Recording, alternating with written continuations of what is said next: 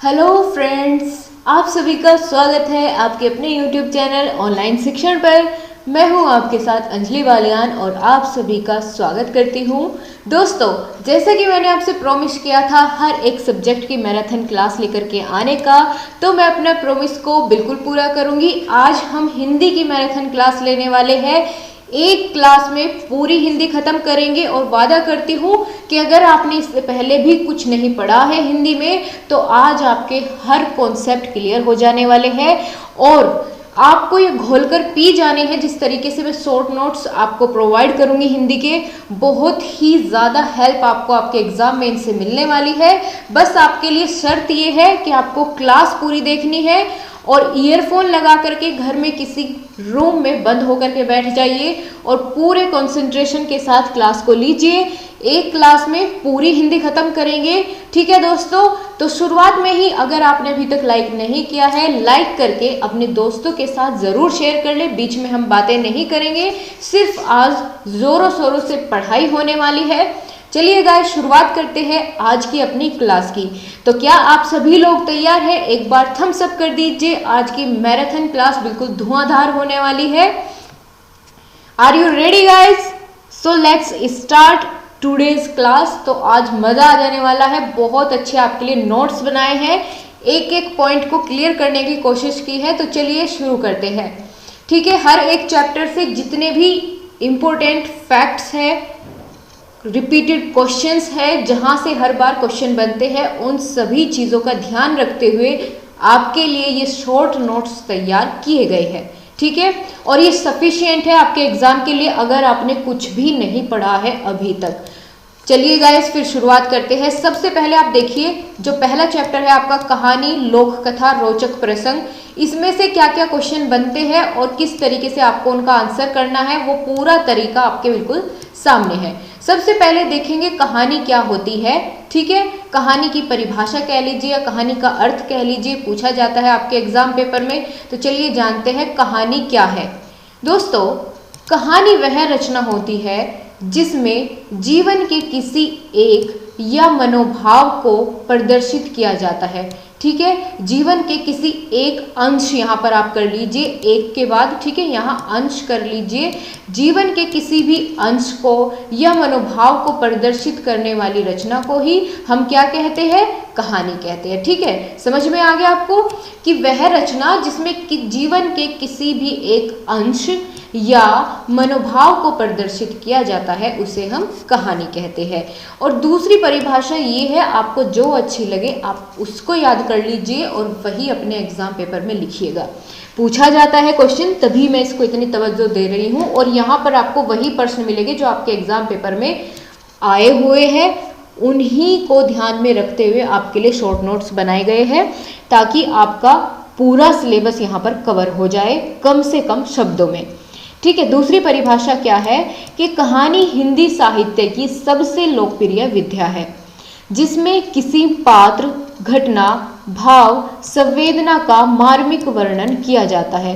क्या कहा यहाँ पर कि हिंदी जो है वो साहित्य की सबसे लोकप्रिय विधा होती है जिसमें किसी पात्र की, घटना या भाव, संवेदना का मार्मिक वर्णन किया जाता है। जैसा आपने देखा होगा या सुनी होगी कभी कहानी, तो आप जानते हैं उसमें कोई ना कोई पात्र होते हैं, यानी जिनके चारों ओर इर्द गिर्द कोई कहानी घूमती रहती है, तो वे होते हैं उसके पात्र, यानी जो उसमें किरदार निभाते हैं।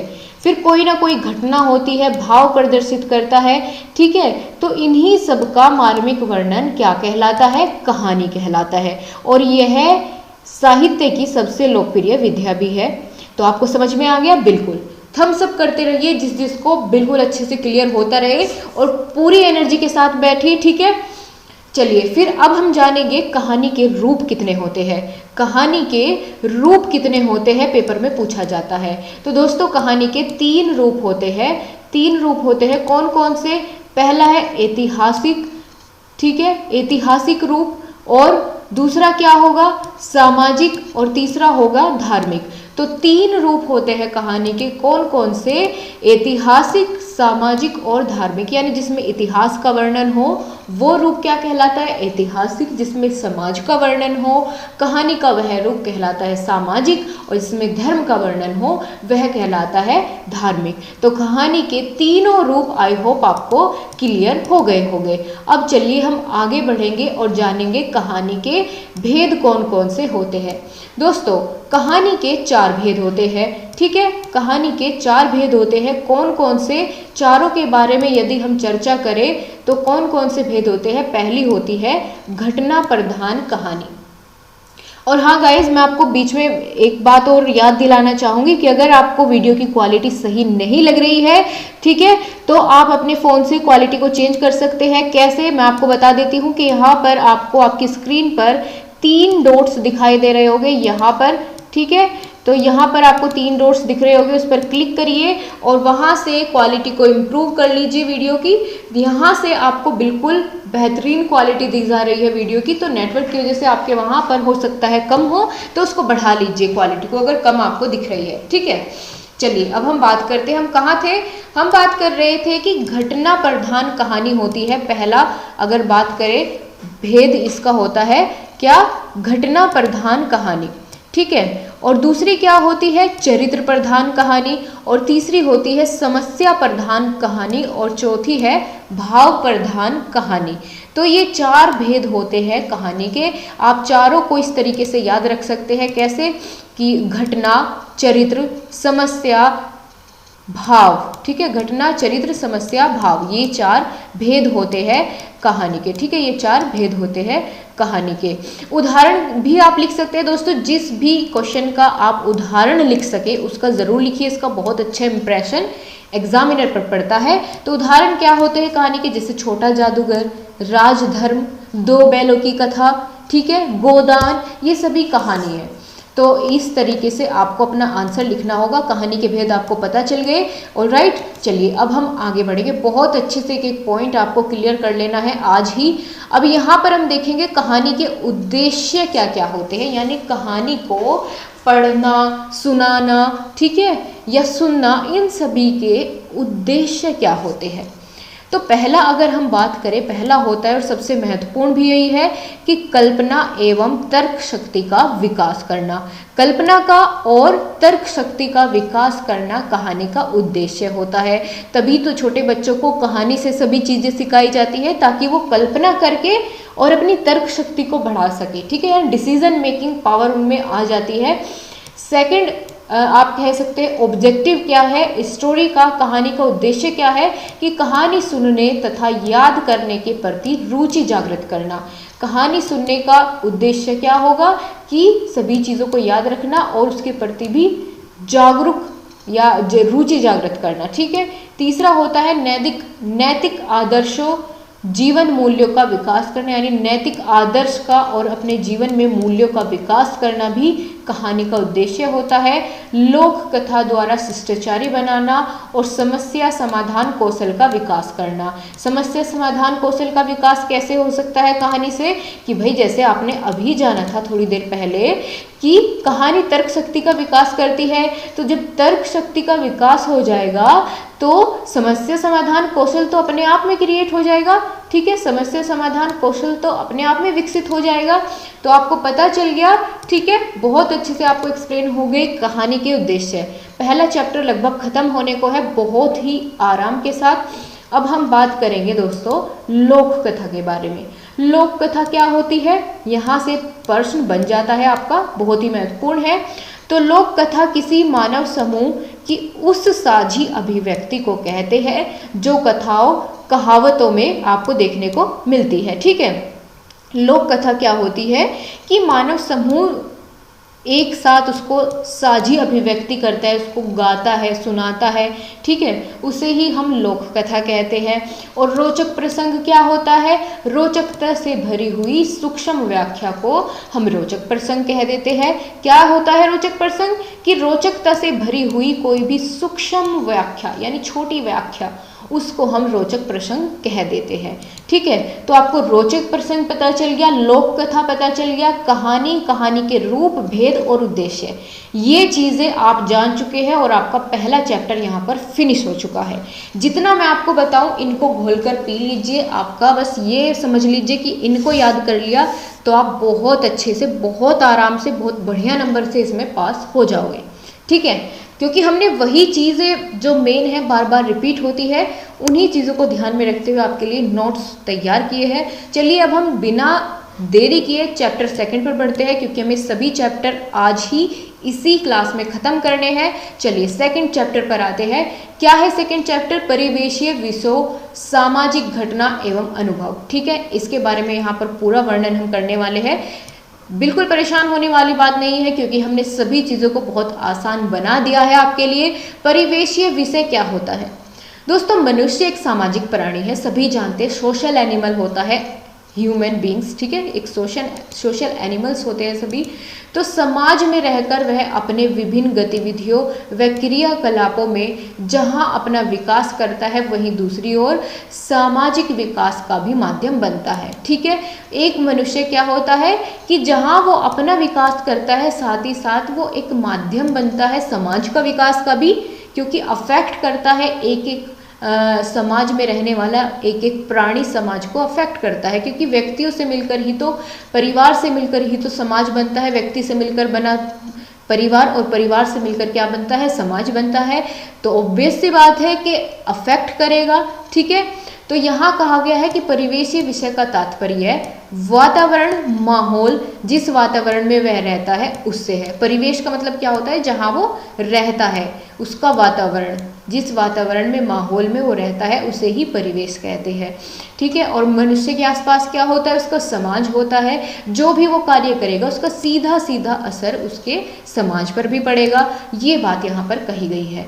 अब आगे बढ़ेंगे, तीसरा चैप्टर यहाँ पर हमारा शुरू हो जाता है। यहाँ हम गद्य पद्य से संबंधित कुछ बातें जानेंगे। ठीक है, यहाँ से दोस्तों सबसे महत्वपूर्ण जो चीज़ निकल कर आती है वह है उच्चारण दोष के कारण। ठीक है, उच्चारण दोष के कारण बहुत ही शॉर्ट नोट्स बनाए हुए हैं आपके लिए। गद्य पद्य वैसे आपकी डिटेल्ड क्लास इन सभी की नीलम मैम ले चुकी है। ठीक है, सभी चैप्टर्स की आपकी नीलम मैम क्लास ले चुकी है। यहाँ पर आपका सिर्फ सुपर फास्ट रिवीजन हो रहा है, जो आपके एग्जाम में पूछे हुए यहाँ से प्रश्न बनते हैं उन्हीं चीज़ों का केवल। तो उच्चारण के दोष के क्या कारण होते हैं, चलिए जानते हैं। हिंदी भाषा में उच्चारण दोष के कारण निम्नलिखित होते हैं। क्या क्या? अगर पहला देखें तो हिंदी ध्वनि व उच्चारण स्थानों का अपूर्ण ज्ञान, यानी हिंदी ध्वनि का जब ज्ञान ही पूरा नहीं होगा तो उच्चारण में तो गलती होनी तय है। ठीक है, जब उसका ज्ञान ही अपूर्ण है तो फिर उच्चारण में गलतियां होंगी।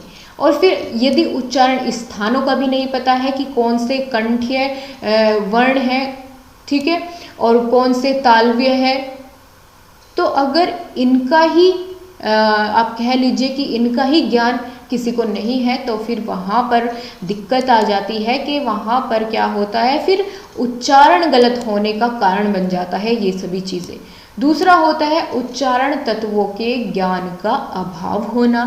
तीसरा क्या है? शारीरिक विकार। शारीरिक विकार मतलब यदि उसकी जीभ में कोई प्रॉब्लम है, ठीक है, जीवा में कोई प्रॉब्लम है तो फिर वो सही नहीं उच्चारण कर पाएगा, तो शारीरिक विकार भी हो सकता है। चौथा क्या है? शुद्ध अशुद्ध उच्चारण।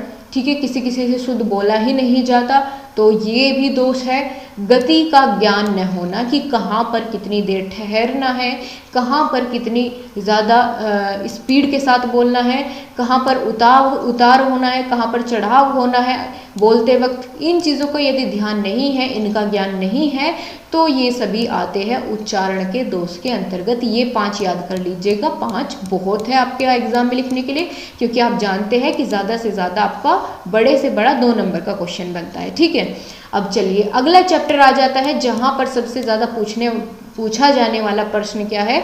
चैप्टर का नाम है स्वतंत्र अभिव्यक्ति। तो यहाँ पर आपको पता होना चाहिए कि अभिव्यक्ति से आप समझते क्या है। ठीक है, अभिव्यक्ति का मतलब क्या होता है, चलिए जाने। अभिव्यक्ति अपने मन के भावों व विचारों को प्रकट करना।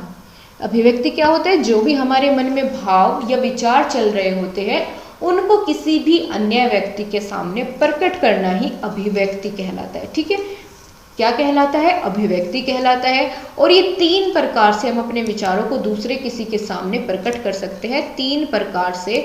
तो अभिव्यक्ति के कितने प्रकार होते हैं? 3 प्रकार होते हैं। कौन कौन से प्रकार होते हैं उनकी अगर हम बात करें तो चलिए देखते हैं। पहला है मौखिक, दूसरा क्या है? लिखित, तीसरा क्या है? सांकेतिक। ठीक है, 3 तरीके से हम क्या कर सकते हैं? अपने भावों को, अपने विचारों को प्रकट कर सकते हैं, अभिव्यक्त कर सकते हैं। मौखिक रूप से यानी बोलकर, दूसरा है लिखित रूप से यानी शब्दों का इस्तेमाल करके लिखित रूप में, सांकेतिक होता है यानी हाव भाव इशारों के द्वारा बताना, बिना बोले बिना लिखे अपने हाव भाव से, अपने एक्सप्रेशन से उसे बताना, इशारों से समझाना, ये होता है सांकेतिक। ठीक है, अभिव्यक्ति। तो 3 प्रकार हो गए, याद हो गया आपको अभिव्यक्ति क्या है? अपने मन के भावों और विचारों को दूसरे के सामने प्रकट करना ही अभिव्यक्ति कहलाता है। और अभिव्यक्ति हम 3 तरह से कर सकते हैं, मौखिक, लिखित और सांकेतिक। क्लियर हो गया आपको? चलिए अगले चैप्टर पर हम बढ़ेंगे, चैप्टर नंबर 5। नाम है चैप्टर का गद्य पद वाक्यांश विराम चिन्ह सामान्य ध्वनि। सबके बारे में जानेंगे। ठीक है, परेशान होने वाली बात तो बिल्कुल नहीं है। 5वें चैप्टर पर हम आ चुके हैं, सभी के बारे में जानेंगे। चलिए शुरुआत करें फिर। सबसे पहले हम जानेंगे ध्वनि शब्द वाक्यों की समझ बढ़ाने के लिए किन बातों का ध्यान रखना चाहिए। यदि हमें ध्वनि की, शब्द की या वाक्यों की समझ बढ़ानी है तो किन किन बातें ऐसी है जिनका हमें ध्यान रखना चाहिए। अब दोस्तों यहाँ पर स्लैश लगाकर मैंने इसलिए लिखा है कि अगर आपसे ये पूछ लिया जाए वाक्यों की समझ बढ़ाने के लिए तो भी आपको यही आंसर करना है। अगर पूछ लिया जाए ध्वनि की समझ बढ़ाने के लिए किन बातों का ध्यान रखना चाहिए तो भी आप इन्हें लिखेंगे। अगर शब्द करके पूछ लिया जाए तो भी आप इन्हें ही लिखेंगे। ओके, समझ गए आप सभी? तो चलिए जानते हैं कौन कौन सी वो जरूरी बातें हैं जिनका हमें ध्यान रखना होता है। पहली क्या है? भाषा में सरलता व मधुरता हो। ठीक है, क्योंकि सरलता से बात कही गई होगी, यदि मधुरता होगी, सरल होगी बात तो समझ ज़्यादा आएगी, सामने वाले को समझ बहुत आसानी से आएगी। यदि हम सरल शब्दों का यूज़ करेंगे सामने वाले की समझ बढ़ेगी, उसको अच्छे से समझ में आएगा। और दूसरी क्या बात है? ध्वनि स्पष्ट हो तो भी समझ बढ़ेगी, सामने वाले को बहुत अच्छे ढंग से बातें समझ में आएगी। अगर ध्वनि स्पष्ट नहीं है, मैं ऐसे आपके सामने बोलने लगूँ कि ध्वनि स्पष्ट हो, तो क्या आपको समझ में आएगी? बिल्कुल नहीं आएगी, क्योंकि ध्वनि स्पष्ट नहीं है, आप तक मेरी बात सही ढंग से नहीं पहुंच रही है, तो फिर समझ में बिल्कुल नहीं आने वाली है। तो हमें यदि समझ बढ़ानी है तो क्या करना होगा? ध्वनि का, शब्दों का, वाक्यों का स्पष्ट रूप से उच्चारण करना होगा। ठीक है, स्पष्ट बोलना होगा उनको, ताकि सामने वाले को एक बार सुनकर ही समझ में आ जाए।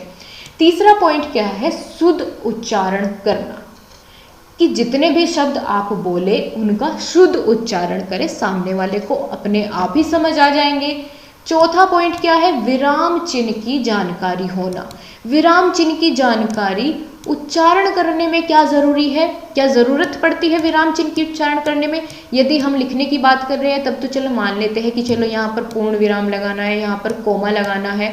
क्या बोलने में भी इनका यूज करते हैं? हाँ करते हैं। कैसे? कि यदि मैं आपको बताना चाहूँ, जैसे आप समझते हैं कि जो अर्ध विराम होता है उसका मतलब क्या होता है कि पूर्ण विराम से आधे समय के लिए रुकना। रुकना मतलब वहाँ पर थोड़े समय के लिए ठहरना। ठहरना क्यों पड़ता है? ताकि सामने वाले को बात अच्छे से समझ में आए और अच्छे ढंग से उसको समझ में आए। जैसे अगर मैं आपको यहाँ पर जो भी चैप्टर अभी पढ़ा रही हूँ, यदि मैं उसमें छोटा सा भी कहीं पर विराम ना लूँ तो क्या आपको बात इतने सही तरीके से समझ में आएगी? बिल्कुल नहीं आएगी। चलिए मैं आपको इसका एग्जाम्पल एक बार बोलकर ही दिखा देती हूँ। जैसे भाषा में सरलता व मधुरता हो, ध्वनि स्पष्ट हो, शुद्ध उच्चारण हो, विराम चिन्ह की जानकारी। क्या आपको कुछ समझ में आया? नहीं आया। क्यों नहीं आया? मैंने तो यही सेम बात बोली जो भी बोली थी। वो इसलिए नहीं आया क्योंकि मैंने बोलते वक्त यहाँ पर विराम चिन्ह का प्रयोग नहीं किया। अगर मैं बीच में थोड़ा थोड़ा विराम लेके जहाँ विराम की ज़रूरत पड़ती है वहाँ पर विराम का प्रयोग करूँ, विराम चिन्हों का प्रयोग करूँ, तो उससे क्या होगा कि बहुत ही सरलता से सामने वाले को सभी बातें आसानी से समझ आ जाएगी। और लास्ट पॉइंट क्या है? स्वर का उतार और चढ़ाव ज्ञान। यानी बोलते वक्त आपने देखा होगा कि किसी वर्ड पर मैं ज़्यादा फोकस करती हूँ और कहीं बहुत आसानी से बोल जाती हूँ, तो वो क्या होता है, स्वर का उतार चढ़ाव। यानी बोलते वक्त हमें ध्यान रखना चाहिए कि कौन सा शब्द ऐसा है जहाँ पर हमें ज़्यादा जोर देकर बोलना है, ठीक है, अपनी बात को और अच्छे तरीके से अभिव्यक्त करने के लिए। तो आपको इन सभी बातों का ध्यान हो गया, आपको समझ में आ गया किन किन बातों का ध्यान रखना चाहिए समझ बढ़ाने के लिए। अगर आपके एग्जाम में आता है तो आप कर जाएंगे, इतना मैं मान के चलूँ, ठीक है। कमेंट बॉक्स में अपना फीडबैक देते रहिए दोस्तों, ठीक है, अपना फीडबैक कमेंट बॉक्स में देते रहिए। अगर आप बाद में भी देख रहे हैं तो भी ज़रूर कमेंट करके बताइए। आगे की क्लासेस फिर मैं उसी तरीके से आपकी कंटिन्यू करूंगी। सभी सब्जेक्ट की मैराथन क्लासेस लेने की मैं अभी तैयारी में हूँ। चलिए अब हम बात करेंगे विराम चिन्ह की। विराम चिन्ह की बात क्या करें, वैसे तो मैं आपको बिना इसके आए ही सभी बातें इसके बारे में बता चुकी हूँ, लेकिन अगर बात आई है तो चलिए करते हैं, क्योंकि यहाँ से भी आपके एग्जाम में क्वेश्चन बन जाता है। विराम चिन्ह क्या होता है, चलिए जाने। विराम चिन्ह का अर्थ होता है ठहराव, जैसा मैंने अभी आपको बताया। विश्राम भी बोल सकते हैं या रुकना, ठहराव, विश्राम या रुकना। वाक्य लिखते समय या बोलते समय विराम को प्रकट करने के लिए क्या लगाया जाता है, विराम चिन्ह लगाया जाता है। यदि हम लिख रहे हैं तो विराम चिन्ह का लिखकर दिखाएंगे, उसको प्रयोग करेंगे। बोलते वक्त ऐसा नहीं है कि हम बोल दें कि अपनी बात खत्म करने का कि पूर्ण विराम, तभी सामने वाले को समझ में आए कि इसकी बात खत्म हो गई, नहीं, उनका हम वैसे ही प्रयोग कर जाते हैं। लेकिन लिखने में हमें दिखाना होता है कि विराम चिन्ह किस तरीके के होते हैं और कहाँ कौन सा प्रयोग करना है। एक बार और समझते हैं, पूरा अच्छे से क्लियर करेंगे। विराम चिन्ह का अर्थ होता है ठहराव, विश्राम या रुकना। वाक्य लिखते समय विराम को प्रकट करने के लिए विराम चिन्ह का प्रयोग किया जाता है। ओके, क्लियर हो गया। अब बात करते हैं समान ध्वनि की। समान ध्वनि से क्या आप समझते हैं, समान ध्वनि से आप क्या समझते हैं, चलिए अब जानेंगे। अगर नहीं समझते हैं तो अब समझ जाएंगे। उच्चारण में लगभग समानता का आभास कराने वाले शब्दों को समान ध्वनि कहते हैं। इनके अर्थ में विभिन्नता होती है, व वर्तनी भी थोड़ी भिन्न होती है। यानी क्या कहा गया है कि ये जब हम इनका उच्चारण करते हैं, इन शब्दों की ध्वनि कुछ कुछ समानता का आभास कराती है, ठीक है। जब हम इनका उच्चारण करते हैं तो बोलते वक्त क्या लगता है कि जैसे हम कोई सेम शब्द ही या कोई एक जैसा ही समान शब्द का उच्चारण कर रहे हैं, ऐसा आभास होता है। लेकिन उनकी जब वर्तनी की बात करें, यानी उनकी स्पेलिंग की अगर बात करें, तो वो अलग होती है, वो भिन्न होती है। तो उन्हें ही हम क्या कह देते हैं, उन्हें हम कह देते हैं समान ध्वनि। जैसे आपके सामने कुछ उदाहरण है, ठीक है, उदाहरण है। अगर आपसे समान ध्वनि पूछी जाए तो उसके उदाहरण भी दे करके आइएगा, तो आपको और अच्छा इंप्रेशन एग्जामिनर पर पड़ेगा और पूरे मार्क्स मिलेंगे। चलिए जानते हैं, समान ध्वनि के शब्द इधर है और ये इनके अर्थ है, क्योंकि अलग अलग अर्थ होता है हर एक शब्द का। लेकिन जब हम इनका उच्चारण करते हैं तो थोड़ा सा हमें ऐसा लगता है सेम साउंड आती है कि जैसे एक ही वर्ड हो। जैसे अनल और अनिल, अनल का अर्थ होता है आग और अनिल का अर्थ होता है हवा, ठीक है। अनिल का अर्थ होता है हवा और अनल का अर्थ होता है आग, लेकिन बोलने में एक जैसा लगा।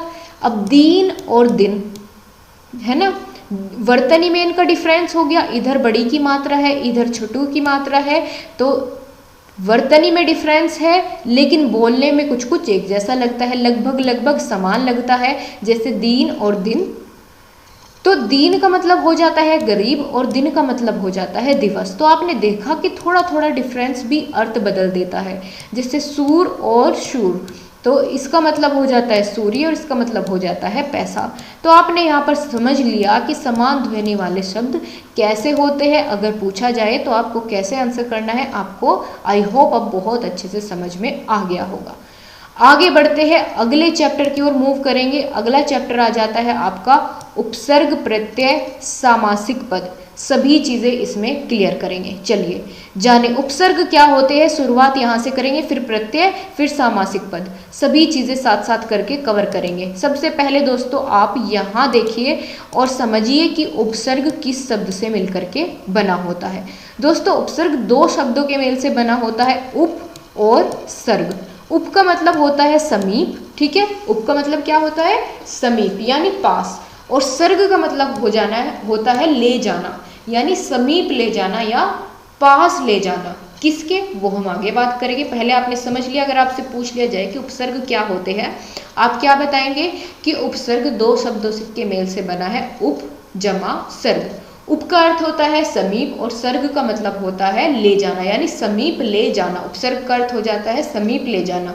परिभाषा हम इसकी देखें क्या होते हैं उपसर्ग, तो जो शब्दांश शब्द के पूर्व में लगकर, यानी शब्द के पूर्व यानी पहले, पूर्व का मतलब होता है पहले, शब्द के पहले लगकर शब्द के अर्थ को बदल दे, उन्हें हम क्या कह देते हैं, उन्हें हम कह देते हैं उपसर्ग। ठीक है, उन्हें हम उपसर्ग कहते हैं जो शब्द किसी अन्य शब्द के या मूल शब्द के शुरुआत में लगकर या पूर्व में लगकर या पहले लगकर उसका अर्थ बदल देते हैं, उसको हम उपसर्ग कहते हैं।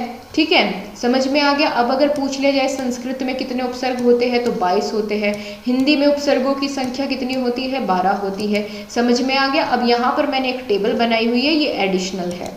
अगर आप चाहें तो आप इसको देख सकते हैं कि कौन कौन से होते हैं संस्कृत के, कौन कौन से होते हैं हिंदी के, लेकिन इतना डीप नहीं जाता है, आपको ये बात बस ध्यान रखनी है।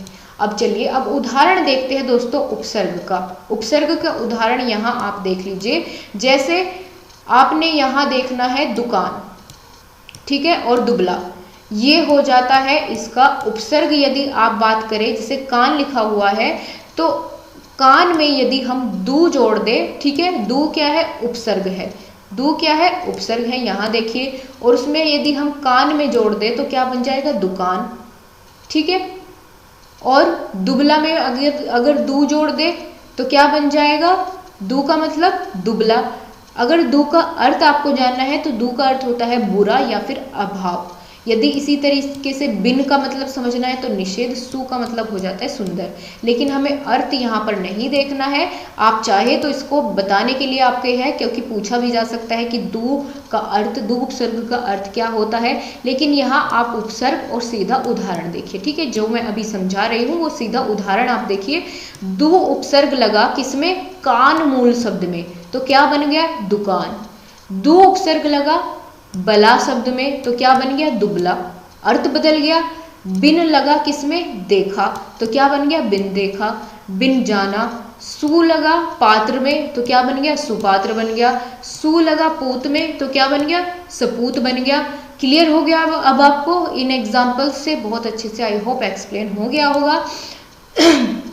अब हम बात करेंगे प्रत्यय क्या होता है। उपसर्ग आपने जान लिया, शुरुआत में लगता था, तो प्रत्यय क्या होगा, उसका उल्टा होगा। प्रत्यय का मतलब क्या हो जाएगा कि जो वे शब्द जो किसी भी मूल शब्द के अंत में लगकर शब्द के अर्थ को बदल देते हैं, उसे हम क्या कह देते हैं, उसे हम कह देते हैं प्रत्यय। समझ में आ गया।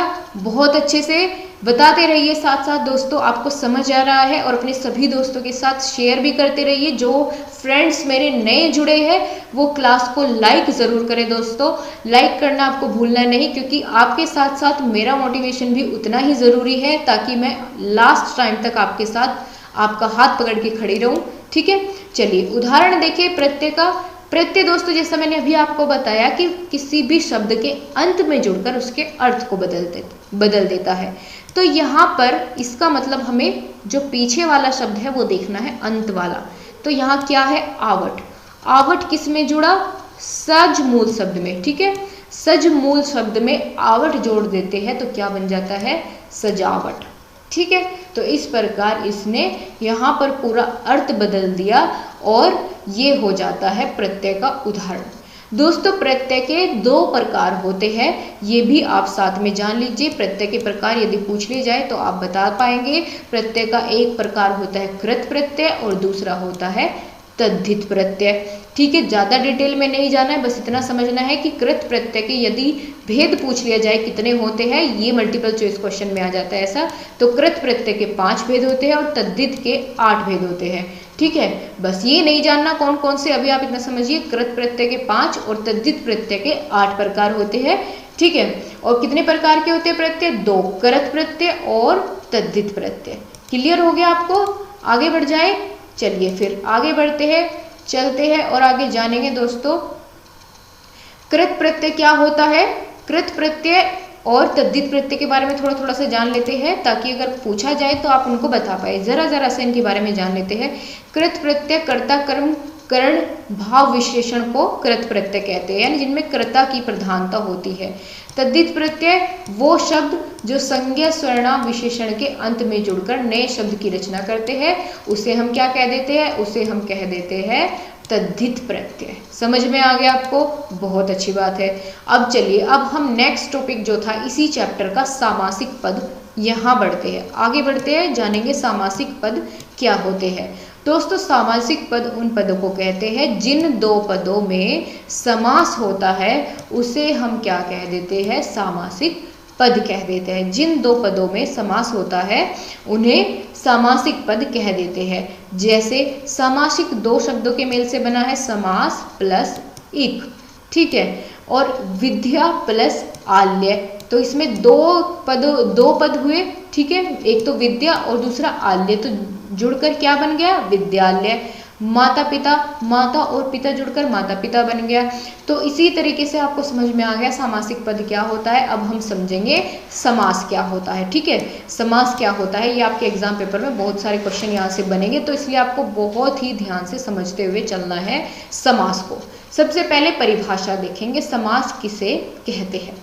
समास का अर्थ है संक्षेप, ठीक है, संक्षेप।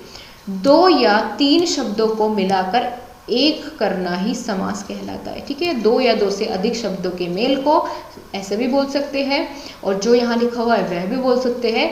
कहने का अर्थ ये है कि जब हम दो या दो से अधिक शब्दों को एक साथ मिलाकर कोई नया शब्द बना देते हैं तो उसे हम समास कह देते हैं। समास विग्रह क्या होता है? विग्रह का दोस्तों आप समझते होंगे अर्थ होता है अलग करना, और समास का अर्थ क्या होता है? जोड़ा हुआ, ठीक है, जोड़ना। अभी हमने देखा कि दो या दो से अधिक शब्दों को मिलाकर एक नया शब्द बने तो समास हो जाता है, लेकिन विग्रह का अर्थ क्या होता है? तोड़ना। तो समासिक पद को अलग अलग करना, ठीक है, यानी जो ये जुड़े हुए शब्द थे उनको अलग अलग करना, उनका विग्रह करना ही क्या कहलाता है? समास विग्रह कहलाता है, ठीक है।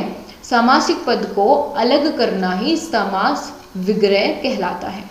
क्लियर हो गया आपको? और एक नोट यहाँ पर आप समझिए कि सामासिक पद के बीच में आने वाली विभक्तियां परसर्ग योजक चिन्हों का लोप हो जाता है। अभी आपको आगे समझ में आ जाएगा किस तरह से। अभी आपने जाना कि समास क्या होता है, सामासिक पद क्या होता है, समास विग्रह क्या होता है, ये बातें समझ में आ गई। तो अब हम जानेंगे कि समास के भेद कितने होते हैं।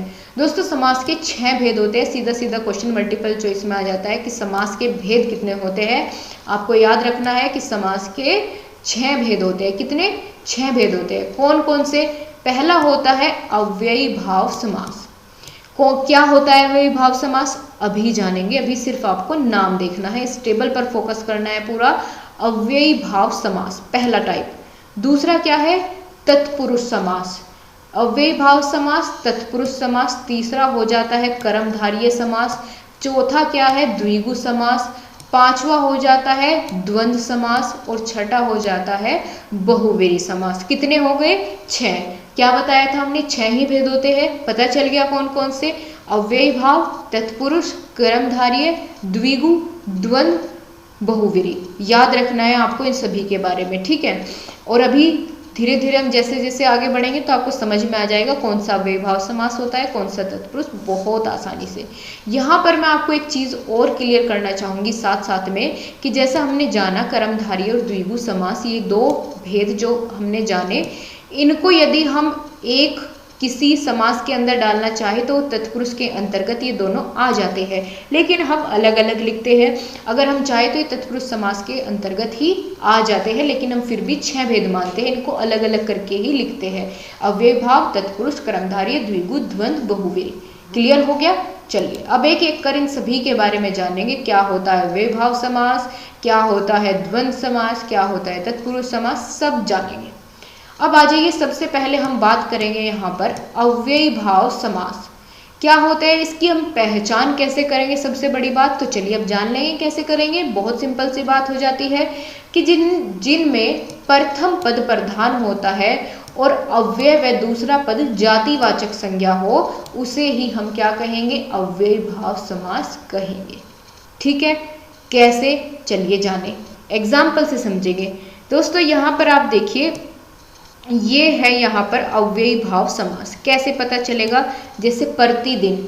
एक चीज मैं आपको यहाँ पर बताना चाहूंगी कि जितने भी उपसर्ग होते हैं ना, जैसे प्रति, ठीक है, प्रति, भर, आ, इस तरह के जितने भी उपसर्ग होते हैं, जहां भी आप ये दिख जाए तो आपको क्या कर देना है, वहां पर अव्ययी भाव समास पर टिक कर देना है कि ये कौन सा समास है, अव्ययी भाव समास है। जैसे प्रतिदिन यानी प्रत्येक दिन, भरपेट, पेट भरकर, आ जन्म यानी जन्म से पहले। तो इस तरह के जितने भी आपको शब्द देखने को मिलेंगे जिनमें कि क्या किया गया है, प्रथम पद प्रधान है, जैसे प्रति, भर और आ, ये सभी क्या है, प्रधान है यहाँ पर। तो इस वजह से क्या हो जाता है, अव्ययी भाव समास ये हो जाता है। आगे बढ़ेंगे, अगला टाइप आ जाता है तत्पुरुष समास। तत्पुरुष समास कौन सा होता है, किसे कहते हैं तत्पुरुष समास? तो जिस समास में उत्तर पद प्रधान हो, उत्तर मतलब दूसरा, इससे पहले क्या था, प्रथम पद प्रधान था, अब क्या है, उत्तर पद यानी बाद वाला, उत्तर पद प्रधान हो वह तत्पुरुष समास कहलाता है। इसकी पहचान क्या होगी कि इसमें दूसरा पद प्रधान होगा। जैसे कर्म के अधिकरण कारक तक विभक्ति का लोप होता है, इनके 6 भेद होते हैं। इसमें दोस्तों जिन भी शब्दों में विभक्ति आएगी वो आप समझ लेना तत्पुरुष समास है। जैसे का, की, के, ठीक है, इस तरीके से कर्ता ने, कर्म को, करण से, ये वाली विभक्तियाँ जितनी जिसके भी अंदर आ जाएगी तो आप समझ जाना कि वे तत्पुरुष समास है। अब चलिए जानते हैं, इसके उदाहरण से आपको क्लियर हो जाएगा। जैसे राजकुमार, तो इसमें जो कुमार शब्द है ये वाला, तो ये वाला पद इसमें क्या है, प्रधान है। जैसे राजा का कुमार, ठीक है, राजा का कुमार। गगनचुंबी, गगन को चूंबने वाला, ठीक है। तो इस तरह के जितने आपको एग्जाम्पल्स होंगे, अगर आप चाहेंगे तो मैं आपको इनकी पूरी की पूरी लिस्ट की और ज़्यादा इसके अंदर एग्जाम्पल्स टेलीग्राम ग्रुप में प्रोवाइड कर दूंगी। आप मेरे को कमेंट बॉक्स में क्लास के बाद बताना ये चीज़, ठीक है, जिससे मुझे याद रहे। तो क्लास के ख़त्म होने के बाद यदि आप चाहते हैं कि सभी समाज के अलग अलग और खूब सारे एग्जाम्पल आपको चाहिए जिससे और अच्छे से ये चीज़ें क्लियर हो जाए, तो आप मुझे बताइएगा कमेंट करके, ठीक है। अब चलिए तीसरा टाइप हम देखेंगे, कर्मधारय समास। क्या होता है कर्मधारय समास, क्या पहचान है इसकी? तो पहला पद विशेषण होता है और दूसरा पद संज्ञा व सर्वनाम होता है। या तो ऐसे पहचान कर लो, या जिस समास का उत्तर पद प्रधान हो तथा पूर्व पद व उत्तर पद में उपमेय, उपमान, विशेषण, विशेष्य का संबंध हो, वो क्या कहलाता है, कर्मधारय समास कहलाता है। जैसे चरण कमल, कमल के समान चरणों वाला, ठीक है, कमल चरण, कमल के समान चरण है। तो इस तरीके से हम, या क्या हो रहा है यहाँ पर, विशेष्य विशेषण है कि कमल, कमल के समान उसके चरण हैं, उसके पैर कैसे हैं, कमल के समान है। अब कह लीजिए कि मृगनयनी, कि मृग के समान उसके नयन है। तो यहाँ पर आपने देखा कि तुलना की जा रही है उपमेय की, उपमान में, कि उसके जैसे उसके कमल के जैसे उसके चरण हैं, ठीक है, मृग के जैसे उसके नयन हैं। तो यदि इस तरह के आपको विशेषण विशेष्य दिखे, किसी की तारीफ होती हुई दिखे, उपमेय उपमान का लोप यहाँ पर दिखे, तो आप समझ जाना वहाँ पर कर्मधारय समास है। अगला फोर्थ टाइप हम देखेंगे। फोर्थ टाइप क्या है, द्विगु समास। द्विगु समास में क्या होता है, इसकी क्या पहचान है? तो जिस समास में प्रथम पद संख्यावाची हो, बहुत आसानी से पहचानना, जिसका पहला पद जो है संख्या का बोध कराता हो, संख्या दर्शाता हो, वो क्या कहलाता है, द्विगु समास कहलाता है। जैसे एग्जाम्पल में आप देखिए तिरंगा, तिरंगा में क्या है, तिरंगा में आप देखेंगे तो क्या दर्शा रहा है, यदि तिरंगा का मतलब जाने, यानी 3 रंगों का समूह। तो 3 क्या दर्शा रहा है, 3 क्या है, इसमें संख्यावाचक है। तो जहां भी संख्या आपको दिख जाए तो आप समझ जाना कि वहां तो भाई द्विगु समास है। चौराहा, 4 राहों का समूह, तो 4 आ गया, 4 क्या है, संख्या है, तो संख्यावाचक शब्द इसमें आ गया, तो समझ जाइए द्विगु समास है। जहां भी आपको संख्या दिख जाए, चौराहा, ठीक है, पंचरंगी, कुछ भी हो सकता है इसका एग्जाम्पल, तिरंगा, ओके, तो ये सब कैसे हो जाते हैं, द्विगु समास हो जाते हैं। अगला टाइप हम देखेंगे, 5वां, द्वंद्व समास। इसको भी पहचानना बहुत ही आसान होता है। कैसे? आप सभी लोगों को मज़ा तो आ रहा है ना क्लास लेते हुए, ठीक है, बताइए सभी लोग, अच्छी लग रही है क्लास, समझ आ रहा है सभी कुछ? Okay, well done, well done. चलिए, द्वंद्व समास क्या होता है? द्वंद्व समास में दोनों पद प्रधान होते हैं, ठीक है, दोनों पद प्रधान होते हैं। दोनों कौन से? प्रथम पद भी और उत्तर पद भी, ठीक है, पूर्व पद भी और उत्तर पद भी दोनों प्रधान होते हैं। और उनके बीच में हम और, अथवा, या, एवं इन शब्दों का प्रयोग करते हैं। जब उनको अलग करते हैं तो इन सभी का प्रयोग करते हैं। जैसे गर्म ठंडा, तो हम क्या लिखेंगे? गर्म या ठंडा या गरम, ठीक है, ठंडा गरम, ठंडा या गरम। दिन रात, दिन और रात। तो आपने देखा यहाँ पर एक और पहचान मैं आपको बता दूं दोस्तों कि यहाँ पर इस वाले चिन्ह का प्रयोग होता है। इस चिन्ह को हम क्या कहते हैं?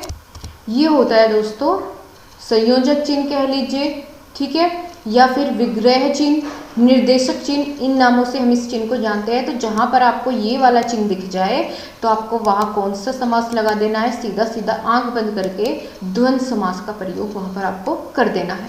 समझ में आ गई बात? अब चलिए, अब हम लास्ट टाइप इसका देखेंगे समास का। क्या हो जाता है? बहुव्रीहि समास। बहुव्रीहि समास क्या हो जाता है? जहाँ दोनों पद प्रधान हो और दोनों पद साधारण अर्थ को छोड़कर किसी अन्य अर्थ को प्रकट करे, वहाँ क्या हो जाता है? बहुव्रीहि समास हो जाता है, ठीक है। यानी दोनों शब्द मिलकर के क्या करे? किसी तीसरा ही कोई नया अर्थ निकाले तो उसको हम कह देते हैं बहुव्रीहि समास। और ज़्यादा से ज़्यादा आप अगर देखेंगे कि जितने भी भगवान से रिलेटेड चीज़ें होगी वो यहाँ पर वे शब्द देखने को मिलेगी। जैसे लंबोदर, लंबा है उदर जिसका, जिसका यानी लंबा पेट है, वो क्या हो जाते हैं? गणेश हो जाते हैं। तो आपने देखा यहाँ पर किसी तीसरे व्यक्ति का लोप हो गया। बात तो हम कर रहे थे कि लंबा है उदर जिसका, लेकिन किसकी पहचान इससे होती है? लंबे पेट से, लंबे उदर से। तो किसकी होती है? गणेश जी की होती है। नीलकंठ, नीला है कंठ जिसका। बात तो इतनी हुई थी, लेकिन अपने आप ही कोई तीसरा नया अर्थ निकल गया कि भाई ये तो हम शिव जी को बोलते हैं, शिव को बोलते हैं। नीलकंठ किसको बोलते हैं? शिव को बोलते हैं। लंबोदर किसको बोलते हैं? गणेश को बोलते हैं। तो आपको समझ में आ गया किस तरीके से इनका आपस में संबंध है और कैसे आप पहचानेंगे बहुव्रीहि समास को, क्योंकि जहाँ दोनों पद मिलकर के किसी अन्य तीसरा ही अर्थ प्रकट करे उसको हम कहेंगे बहुव्रीहि समास। क्लियर? आपका ये चैप्टर यहाँ पर कंप्लीट हो जाता है। अगले चैप्टर की ओर हम बढ़ेंगे। चैप्टर नंबर 7 आ जाता है। क्या नाम है चैप्टर का? यहाँ आपको क्या क्या पढ़ने को मिलेगा? तो 7वें चैप्टर में आप देखेंगे संज्ञा, सर्वनाम, क्रिया, विशेषण, वचन, लिंग और काल। इन सभी के बारे में आपको जानने को मिलेगा। 7वां चैप्टर है, बहुत अच्छा है और बहुत ज़्यादा मार्क्स गेनिंग चैप्टर आपका यहीं से हो जाता है। चलिए, सबसे पहले हम क्या करेंगे इस चैप्टर में? हम सबसे पहले जानेंगे संज्ञा क्या होती है, उसके भेद कौन से हैं और कैसे कैसे आप पता करेंगे कि कौन सी संज्ञा है, कौन सी व्यक्तिवाचक संज्ञा है, कौन सी जातिवाचक संज्ञा है, सब पता चल जाएगा आपको इस क्लास के बाद। तो संज्ञा क्या होती है? किसी व्यक्ति, वस्तु, स्थान या प्राणी और भाव के नाम को आप क्या कह देते हैं? संज्ञा कह देते हैं। नाउन, जैसा कि मैंने आपको इंग्लिश की क्लास जब ली थी बहुत अच्छे से एक्सप्लेन किया था, हिंदी और इंग्लिश दोनों में, तो वहीं से आपको कवर हो जाना चाहिए था। लेकिन फिर भी जब मैं पूरा ही हिंदी कंप्लीट यहाँ पर करा रही हूँ तो मैं कुछ भी नहीं छोड़ूंगी, सब चीज़ें आपके साथ कवर होगी। तो बात की गई है कि किसी भी व्यक्ति, वस्तु, स्थान, प्राणी या भाव के नाम को हम संज्ञा कहते हैं। संज्ञा के भेद कितने होते हैं? तो 3 भेद होते हैं संज्ञा के 3 भेद होते हैं। कौन कौन से? व्यक्तिवाचक संज्ञा, जातिवाचक संज्ञा और भाववाचक संज्ञा। 3 भेद हो जाते हैं, व्यक्तिवाचक, जातिवाचक और भाववाचक। व्यक्तिवाचक संज्ञा क्या होती है? तो जिन शब्दों में किसी विशेष व्यक्ति, वस्तु या प्राणी या स्थान का बोध हो उसे हम व्यक्तिवाचक संज्ञा कहेंगे। यानी यहाँ क्या अलग है कि किसी विशेष के बारे में, ठीक है, किसी विशेष के बारे में, चाहे वो व्यक्ति हो, वस्तु हो, प्राणी हो, लेकिन विशेष होना चाहिए, दूसरों से अलग होना चाहिए, किसी एक के बारे में ही बात होनी चाहिए। तो जब विशेष व्यक्ति, वस्तु, प्राणी का बोध हो तो वहाँ क्या होगा? व्यक्तिवाचक संज्ञा। जैसे उदाहरण से हम इसको समझेंगे। चंदन, चंदन कोई एक विशेष व्यक्ति है जिसके बारे में हम बात कर रहे हैं। राजेश कोई एक अलग इंसान की हम बात कर रहे हैं, ठीक है, उसकी अपनी अलग पहचान है। दिल्ली एक अपने आप में एक अलग शहर है। अगर दिल्ली बोलेंगे तो आपको कोई और शहर तो दिमाग में नहीं आएगा, सिर्फ वही आएगा, ठीक है। तो उसकी अपनी एक अलग पहचान है, वो अपने आप में विशेष है। व्यक्ति कह लीजिए, वस्तु कह लीजिए, स्थान कह लीजिए, यानी किसी का भी नाम हो, ठीक है। तो जब हम उसको विशेष व्यक्ति, वस्तु या स्थान आदि का बोध कराए कोई भी शब्द, उनको हम व्यक्तिवाचक संज्ञा बोलेंगे। बात करें जब जातिवाचक संज्ञा की, तो जातिवाचक संज्ञा क्या होती है, तो जिन शब्दों में एक ही प्रकार के अनेक वस्तुएं, प्राणियों या व्यक्तियों का बोध हो। यानी क्या कहा गया है यहाँ पर कि एक ही प्रकार के अनेक व्यक्ति, वस्तु, इन सभी का बोध हो, एक से ज़्यादा होने चाहिए, तो उनको हम क्या कहेंगे, उनको हम कहेंगे जातिवाचक संज्ञा। कैसे पहचान करें, तो मैंने आपको बता दिया कि भाई एक से अधिक अनेक प्राणी, वस्तु का बोध जहाँ भी हो जाए, जातिवाचक संज्ञा हो जाएगी। जैसे उदाहरण के थ्रू आप समझेंगे, लड़का। अगर मैंने लड़का बोला तो क्या पहचान है कि कौन से लड़के की मैं बात कर रही हूँ? नहीं, मैं पूरी जाति की बात कर रही हूँ। लड़का पूरी जाति है, लड़का सभी लड़के से में आ जाते हैं। लड़की बोला तो पूरी जाति है, ठीक है, सभी लड़कियां हैं। अगर लड़की की बात करें, जितने भी फीमेल्स हैं, पशु, सभी पशु आ जाते हैं। पशु में नगर सभी आ जाते हैं, दिल्ली हो, मेरठ हो, आगरा हो, सभी नगर में आ जाएंगे। कोई विशेष की बात यहाँ पर नहीं हो रही है, एक से ज़्यादा की बात हम कर रहे हैं, एक प्रकार की जाति की बात कर रहे हैं, तो हो जाएगा जातिवाचक संज्ञा। समझ में आ गया? ठीक है, थम्स अप करते रहिए, बीच बीच में उत्साहवर्धन करते रहिए, मेरा भी और अपना भी। तीसरा और आखिरी टाइप क्या हो जाता है? भाववाचक संज्ञा। भाववाचक संज्ञा किसे कहते हैं? जिन शब्दों से व्यक्ति के गुण या भाव विशेष का बोध हो, उसे हम भाववाचक संज्ञा कहते हैं। ठीक है, जहाँ पर गुण का, दोष का, भाव का बोध हो जाए, उन्हें हम क्या कहेंगे? भाववाचक संज्ञा कह देंगे। जैसे क्रोध हो गया, क्रोध गुस्सा भाव है, ठीक है, गुस्सा क्या है? एक भाव है। मिठास क्या है? भाव है। आप देख नहीं सकते, छू नहीं सकते, महसूस कर सकते हैं ना सिर्फ। प्रेम क्या है? एक भाव है, इसको भी आप देख नहीं सकते, सुन नहीं सकते, छू नहीं सकते, महसूस कर सकते हैं। ये ठीक है, ये क्या है? भाव है। तो इन्हें हम क्या कहेंगे? भाववाचक संज्ञा की यही पहचान है। क्लियर हो गया? अब चलिए, इसी चैप्टर का अगला टॉपिक आ जाता है सर्वनाम। सर्वनाम दोस्तों दो शब्दों के मेल से बना है, सर्व और नाम। सर्व का मतलब सबका, नाम तो नाम होता है सबका नाम। इसका क्या मतलब है? अगर परिभाषा देखें तो संज्ञा के स्थान पर प्रयुक्त होने वाले सभी शब्द सर्वनाम कहलाते हैं। ठीक है, यानी संज्ञा के स्थान पर प्रयुक्त होने वाले सभी शब्द सर्वनाम कहलाते हैं। भेद इसके पूछे जाते हैं, तो भेद कितने होते हैं? सर्वनाम के 6 भेद होते हैं। जैसे समास के 6 भेद थे, तो सर्वनाम के कितने भेद है? 6 भेद है। कौन कौन से, पहचान कैसे होगी, परिभाषा क्या होगी, सब जानेंगे, चिंता की कोई बात नहीं है।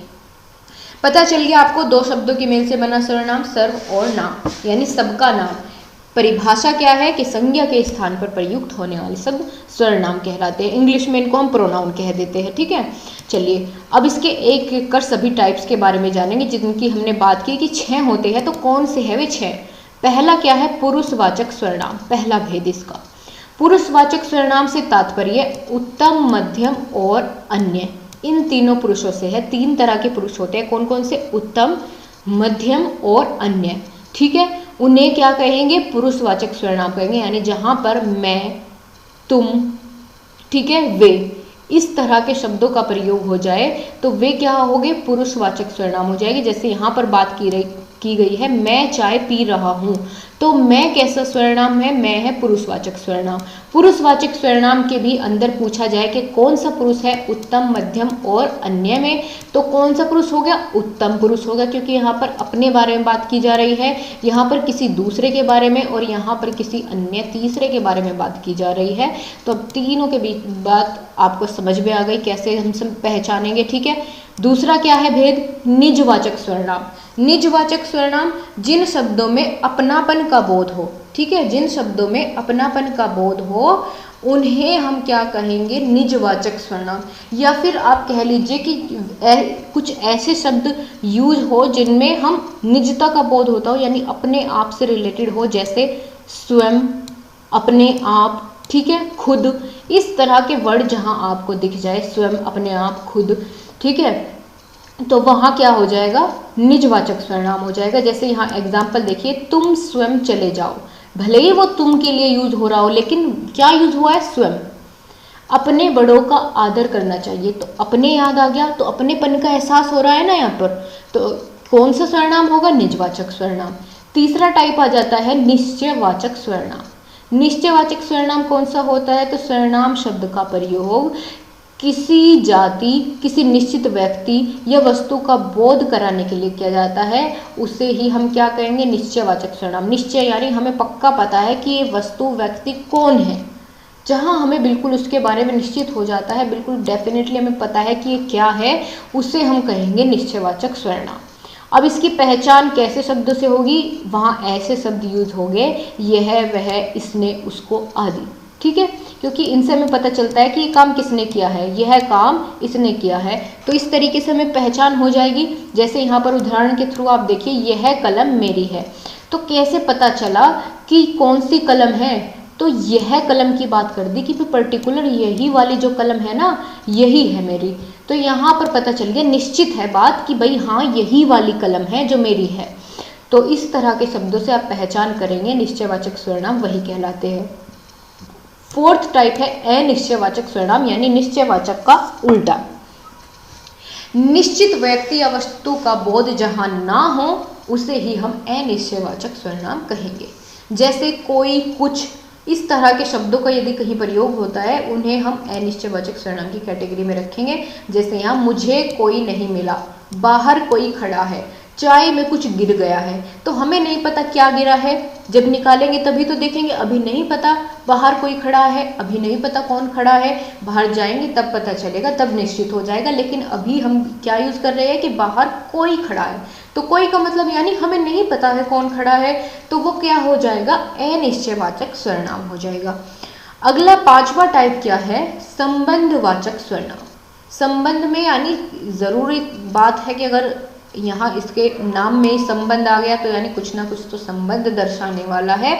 जिन शब्दों के बीच में संबंध स्थापित किया जाए वहाँ हो जाता है संबंधवाचक सर्वनाम। जैसे ज्यों त्यों, इस तरह के वर्ड, जैसे तैसे, ऐसे कुछ वर्ड अगर यूज होते हैं किसी सेंटेंस में तो आप समझ जाइए संबंधवाचक सर्वनाम का यूज हुआ है। जैसे उदाहरण में यहाँ देखिए, वह कौन है जो बाहर खड़ा है, यानी बीच में क्या दिखाया, यहाँ पर एक रिलेशन दिखाया बाहर वाले और अंदर वाले के बीच में कि भाई जो बाहर खड़ा है वो कौन है, ठीक है, तुम्हारा क्या लगता है। तो इस तरीके से यहाँ पर एक संबंध दर्शा दिया। या फिर कि जो पेन तुम ले रहे हो वह मेरी है, ठीक है, तो जो शब्द का प्रयोग हुआ यानी संबंध दिखा दिया कि जो तुम ले रहे हो ना वही वाली है मेरी। तो इस तरीके से आप पहचान करेंगे। छठा और आखिरी टाइप है प्रश्नवाचक सर्वनाम। सर्वनाम का आखिरी भेद है प्रश्नवाचक सर्वनाम। इसको तो बहुत आसानी से आप पहचान लेंगे। क्यों? क्योंकि अगर और भी कुछ नहीं देखा, आपने किसी सेंटेंस के लास्ट में क्वेश्चन मार्क का यूज कहीं पर देख लिया तो आप समझ जाएंगे प्रश्नवाचक सर्वनाम है।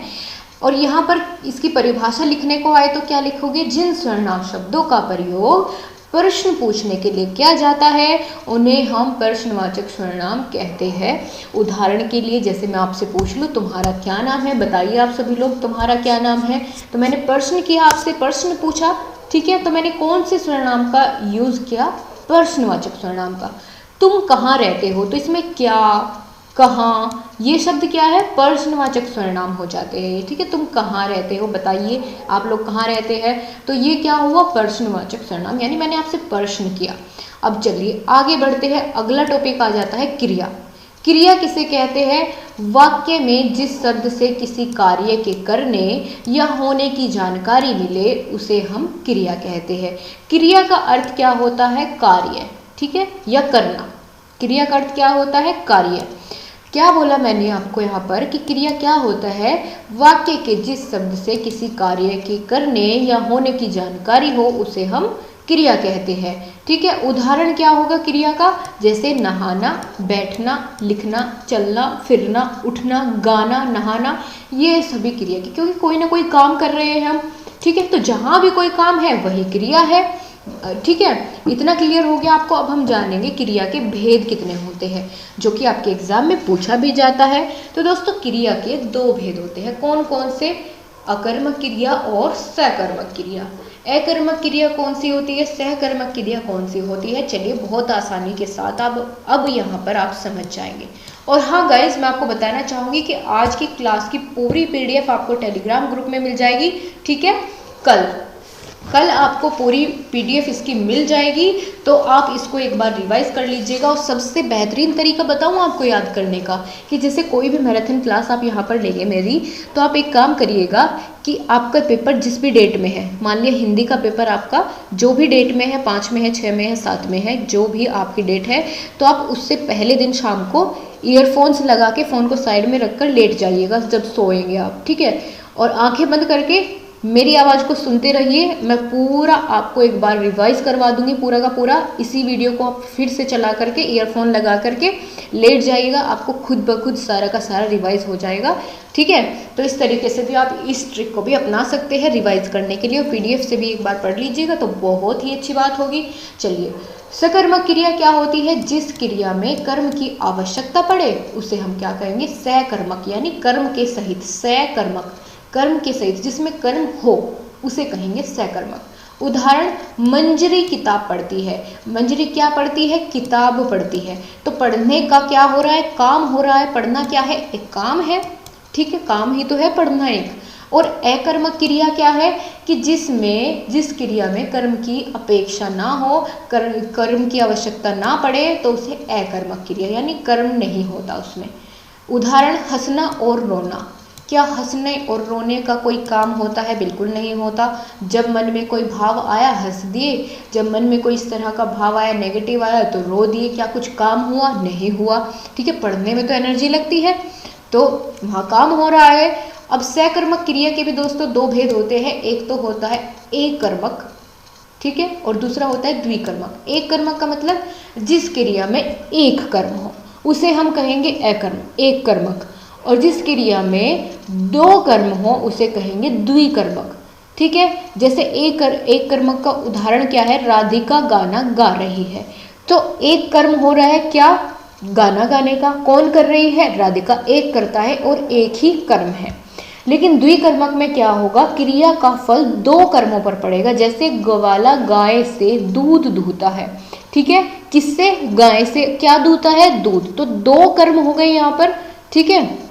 तो इस तरह के आपने देख लिया कि किस तरीके से आपको समझ में आ गया एककर्मक और द्विकर्मक के बीच में डिफरेंस क्या है, ठीक है। अब चलिए, जैसे राम सीता से पत्र लिखवाता है, तो यानी दूसरे से काम करवा रहा है। और काम क्या करवा रहा है? पत्र लिखवाने का।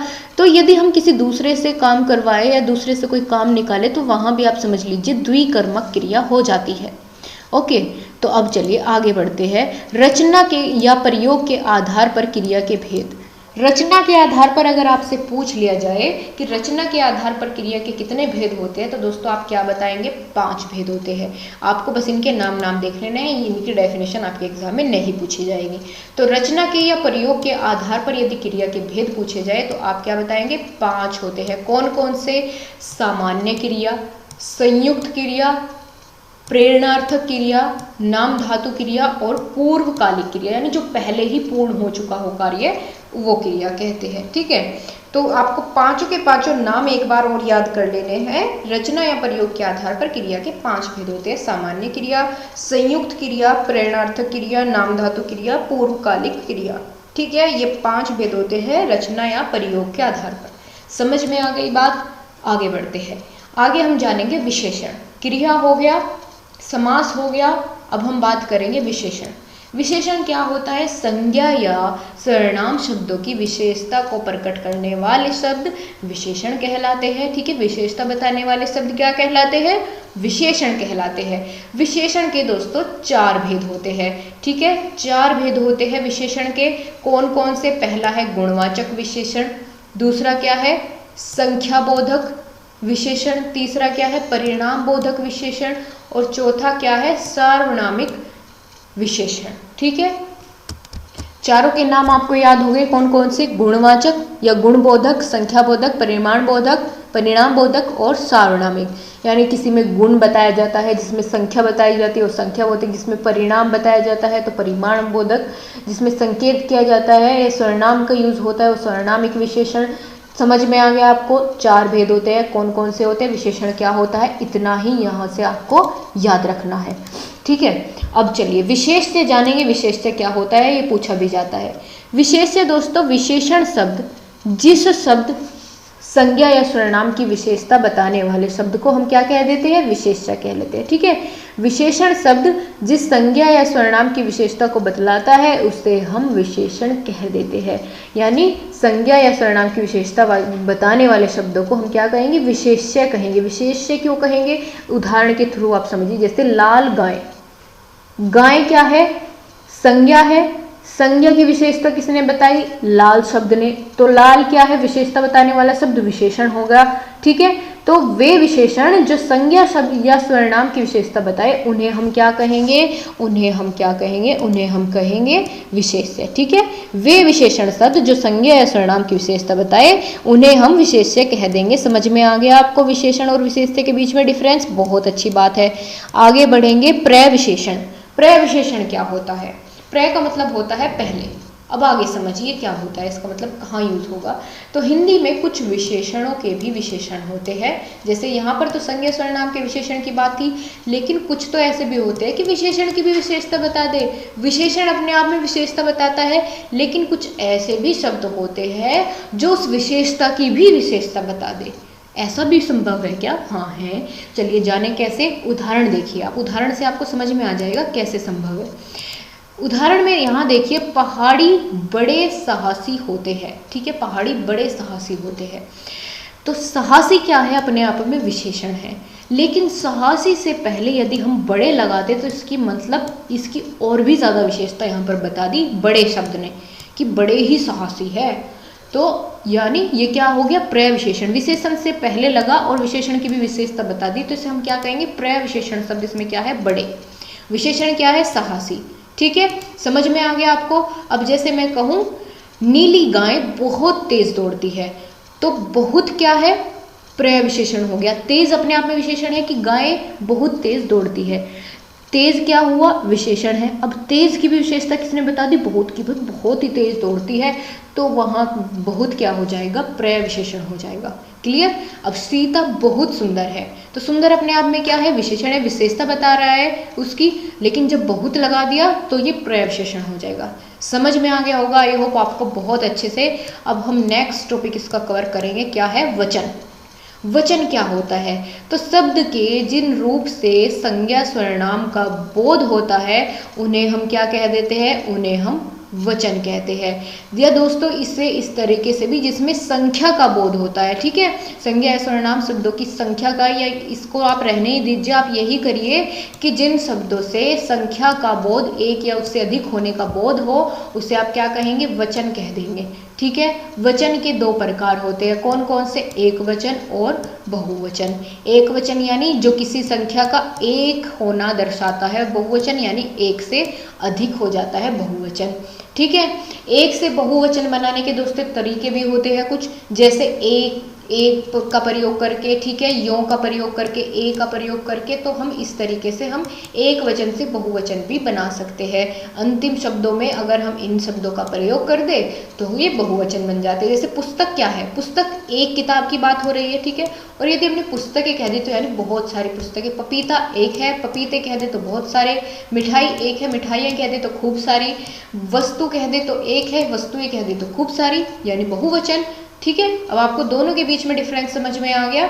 दोस्तों क्लास को अगर आपने अभी तक लाइक नहीं किया है तो दोस्तों प्लीज़ लाइक ज़रूर करें और अपने सभी दोस्तों के साथ आपको शेयर भी करना है। ठीक है, शेयर ज़रूर करना है। तो आज की क्लास में आपका पूरा सिलेबस 1 घंटे में हमने पूरा टारगेट रख के ख़त्म कर दिया है।